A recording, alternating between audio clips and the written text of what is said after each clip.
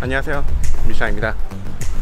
오늘부터 이제 사업을 하는 동생하고 같이 찍기로 해갖고 훈남이에요. 지금 카페 가려고 역에 나왔는데 너무 더워. 이제 한 층만 더 가면 돼. 한 층만.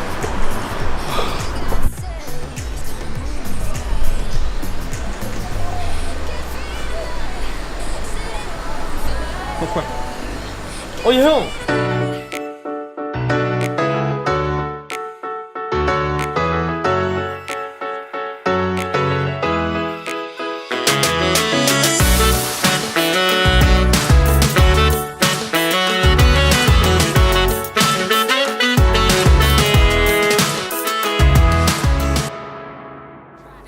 영상 이것만 알면 찍는다 어쩌구의 핫펜이 되겠습니다. 핫편. 카페인의 힘이 솟아난다. 그래서 오늘 다룰 주제는 바로 다이나믹 레인지와 노출 삼각형, 그것에 관한 것입니다. 파이팅! 이번에는 꽤 빨리 돌아왔죠? 귀차니스트 치고 복잡하다면 복잡할 수 있는 개념이기 때문에 최대한 쉽게 설명하려고 노력은 했는데 정답은 못 드리겠네요. 지난화에 말씀드렸던 것처럼 카메라는 빛을 캡처하는 도구입니다. 그래서 사람의 눈과 뇌 그만큼 뛰어나진 않죠. 단순히 색채만이 아니라 다이나믹 레인지에 있어서도 마찬가지입니다. 그렇다면 다이나믹 레인지가 무엇일까요? 가장 어두운 부분부터 가장 밝은 부분까지, 안부에서부터 명부까지의 그 범위를 다이나믹 레인지라고 보시면 됩니다. 여기 카메라의 히스토그램이 있습니다. 이미지를 분석하여 왼쪽이 가장 어두운 부분, 오른쪽이 가장 밝은 부분, 그런 정보들이 얼마만큼씩 분포되어 있는지를 볼 수 있게 표시해 놓은 그런 기능입니다. 요런 화면은 히스토그램이 이렇게 표시되고, 요런 화면은 이렇게 표시가 되고 있죠. 인간의 눈이 캡처할 수 있는 영역이 이만큼이라면 현재의 컨슈머급 카메라들은 이만큼밖에 캡처하지 못합니다. 요만큼만 볼 수 있는 거죠. 점점 이미지 센서 기술, 이미지 캡처 기술이 발달하면 점점 나아지겠지만 현재로서는 그렇습니다. 애초에 한 번에 담을 수 있는 양이 다르기 때문에 문제가 생기는 것이죠. 즉, 사람이 보는 장면을 카메라는 그대로 담아내지는 못한다는 것입니다. 더 좁은 범위만을 담아내고 있다는 거죠. 실제로 핸드폰으로 찍거나 이러실 때 한 번쯤은 보셨을 그런 예를 한번 들어볼게요. 햇빛이 쨍쨍한 날에 촬영을 해보면 사람하고 하늘하고 둘 다 담고 싶은데 사람을 담으면 하늘이 하얗게 날아가거나 클리핑 된다 그러는데요. 이렇게 하얗게 날아가거나 하늘을 담으면 거꾸로 사람이 실루엣으로만 보이고 어둡게 담기는 모습을 볼 수 있죠. 이건 카메라의 다이나믹 레인지가 인간의 눈보다 다이나믹 레인지가 적기 때문에 일어나는 현상입니다. 사람이 볼 수 있는 걸 다 담아내지 못한다는 게 제일 중요한 거니까 꼭 기억해 주세요. 슬슬 어두워질 것 같아서 지금 잠깐 실내로 이동을 해서 마저 촬영을 해보도록 하겠습니다. 스피커가 시끄러워서 잘 들릴지 모르겠네요. 그래서 노출이 뭐고 어떻게 잡아야 되는데, 빛을 이미지 센서나 필름에 얼마만큼 닿게 할 것인가, 이게 바로 노출입니다. 사람이 보는 만큼 카메라가 담아낼 수 있다면 이런 고민을 할 필요가 없죠. 근데 그렇지 못하기 때문에 그런 빛의 양을 조절하는 노출을 설정을 해야 됩니다. 설정. 결국 이런 카메라의 한정된 다이나믹 레인지 안에서 제대로 표현하기 위해서 노출을 고정을 해줘야 되는데요. 이때 필요한 그런 세 가지 요소를 노출 삼각형이라고 부릅니다. 조리개, 셔터 스피드, 그리고 ISO 감도로 노출을 고정을 해주거나 설정을 해줄 수가 있습니다.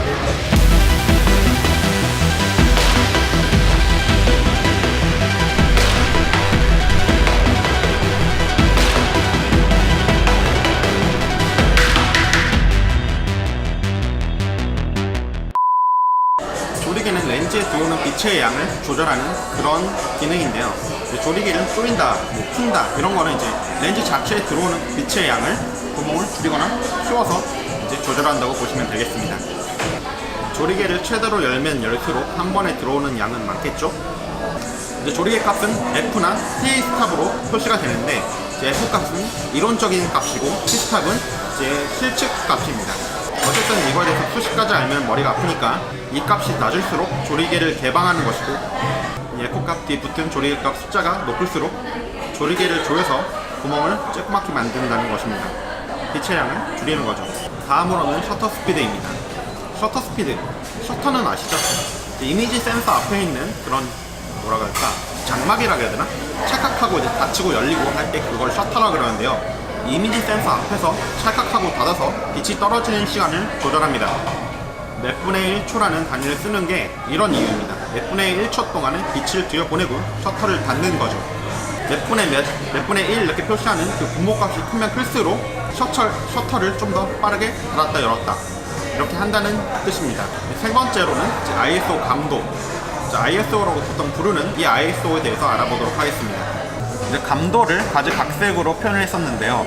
이걸 이제 국제표준화 기구에서 이제 정했다고 하여서 ISO가 되었습니다. 노출 삼각형 세 가지 중에서 셔터 스피드와 조리개, 얘네들은 빛의 양을 직접적으로 이제 조절을 하는데 반해서 ISO 감도는 빛의 양을 조절하는 것이 아니라 빛에 대한 민감도를 조정하는 것입니다. 민감도, 민감한 정도가 무엇을 뜻하는 것이냐?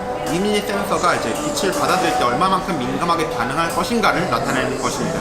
그 민감도는 숫자가 커질수록 좀 더 민감하게 반응을 하고요. 낮을수록 덜 민감하게 반응을 합니다. 빛에 대해서 민감해져 있다면 조금의 빛의 양이라도 꽤 밝은 화면을 얻을 수 있겠죠. 이제 이런 노출 삼각형의 세 가지 요소가 서로 유기적으로 노출에 영향을 줘서 빛의 양을 조절하게 되는데요. 근데 이렇게 단순하면 좋은데 이 세 가지에는 또 이제 사이드 이펙트들이 붙습니다. 여러 가지 부가적인 효과들이 있는 거죠. 고생 많으셨어요, 형님. 칭찬. 짠. 좀 뭔가 비올 것 같은데. 네.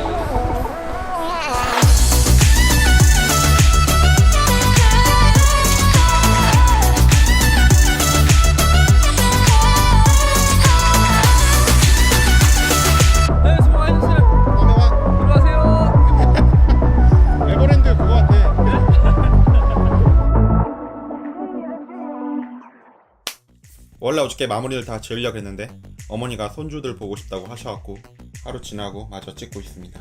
어저께 그 말씀을 드렸던 노출 삼각형 그것들의 그 부가적인 기능들, 그런 효과들, 그런 거에 대해서 말씀을 드릴 건데요. 먼저 조리개부터 얘기를 하겠습니다. 조리개, 빛이 들어오는 구멍을 조이거나 풀어준다 그랬잖아요. 그 말은 다시 말하면 렌즈의 전체를 쓸 것인가, 아니면 렌즈의 일부분을 쓸 것인가, 정 가운데만 쓸 것인가, 이렇게 볼 수도 있겠죠. 그렇기 때문에 여기서 알 수 있는 것은 바로 조리개를 조여줬을 때는 렌즈의 정말 정 가운데 이만큼만 쓰기 때문에 가늘게 빛이 들어오잖아요. 그렇기 때문에 굴절이 상대적으로 적습니다. 거꾸로 말하면 포커스가 맞아있는 부분이 더 늘어난다는 거죠. 왜냐면 가늘게 들어가기 때문에 이렇게 포커스가 맞는 부분이 많은 거고, 이제 반대로 조리개를 최대로 개방했을 때는 이렇게 빛이 들어오니까 이제 딱 포커스가 맞는 부분이 더 적은 거죠. 그래갖고 이제 포커스 존이 더 적게 보이기 때문에 이제 나머지 부분은 다 포커스가 맞지 않아서 흐리멍텅한 상이 맺히게 되는 겁니다. 다시 한번 정리하자면 조리개를 조일수록 포커스 존은 늘어나고 포커스가 맞는 부분은 늘어나고, 그 다음에 조리개를 최대로 개방할수록 포커스가 맞지 않고 이제 흐려지는 부분이 더 늘어나게 되는 겁니다. 조리개가 최대 개방이 많이 되면 될수록 빛을 더 많이 받아들이고, 그 다음에 이제 굴절이 많이 되니까 이제 거꾸로 이제 포커스 존은 좁겠죠. 그리고 또 하나 있는 게, 그렇기 때문에 색수차도 발생하기 더 쉽습니다. 왜냐면 굴절이 많이 된다는 거는 그만큼 프리즘 보면 아시잖아요. 프리즘 한 번쯤 보셨잖아요.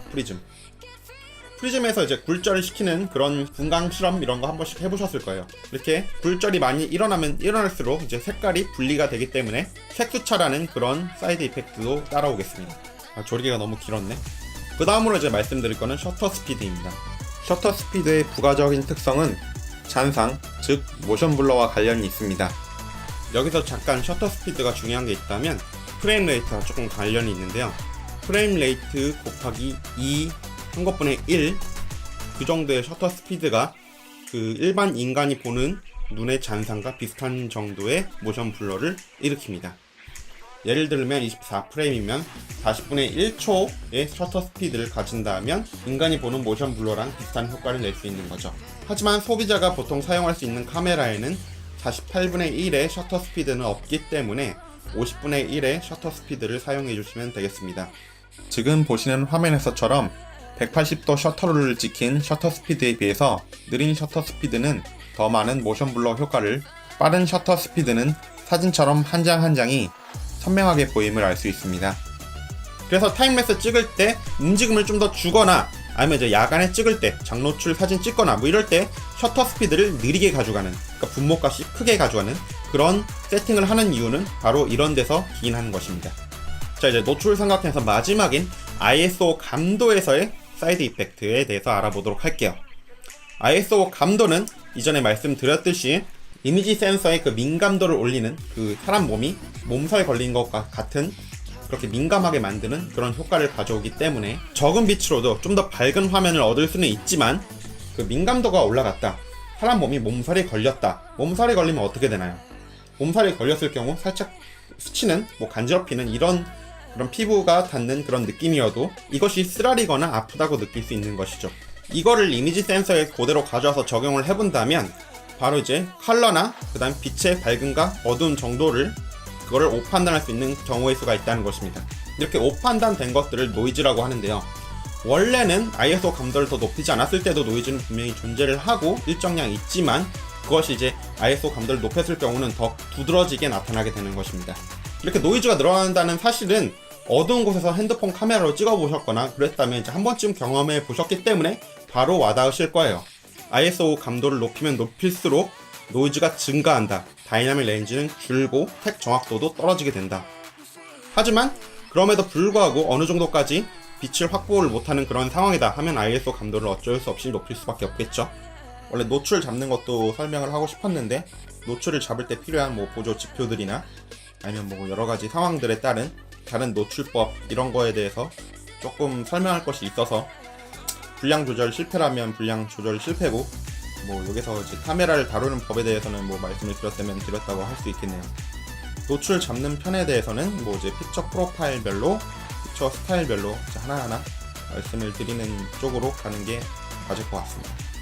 기본적인 노출 잡는 법, 그 다음에 지표를 읽는 법 이런 거에 대해서는 영상을 따로 만들어서 올릴 생각이 있습니다. 일단 어쨌든 오늘은 다이나믹 레인지와 노출 삼각형의 그런 개념들과 그리고 그것들이 무슨 역할을 하는지에 대해서 알아봤고요. 이것들을 좀 잘 익히신다면 지금 딱 와닿지 않아도 어느 순간 자꾸 이제 촬영을 하면서 이건 이거였지 하면서 자꾸 이제 만져보면 익숙해지실 거예요. 조명까지 있으니까 진짜 찜통이야, 찜통. 죽을 것 같아. 그리고 여기까지 보셨다면 그 사말의 끝을 보셨거나 아니면 여기까지 참고 봐주신 용자들인데 어쨌든 여기까지 봐주신 거에 대해서 너무 감사드리고 그런 의미에서 럿을 소소하게나마 공유를 해드리려고 합니다. 지금 보이는 이 럿을 공유를 해드릴 건데요. 이번 화에서 쓰인 럿이에요. 이것을 적용을 하시더라도 이제 콘트라스트나 하이라이트 아니면 이제 안부를 좀 조정하는 과정은 필요합니다. 이 럿을 이제 배포하거나 그러기보다는 이제 채널에 유입시켜주시면 정말 감사드리겠고 자, 그러면 정말 끝을 낼게요. 빨리 채널이 컸으면 좋겠어요. 두근두근. 그러면 또 우리 다음 화에서 만나요. 네.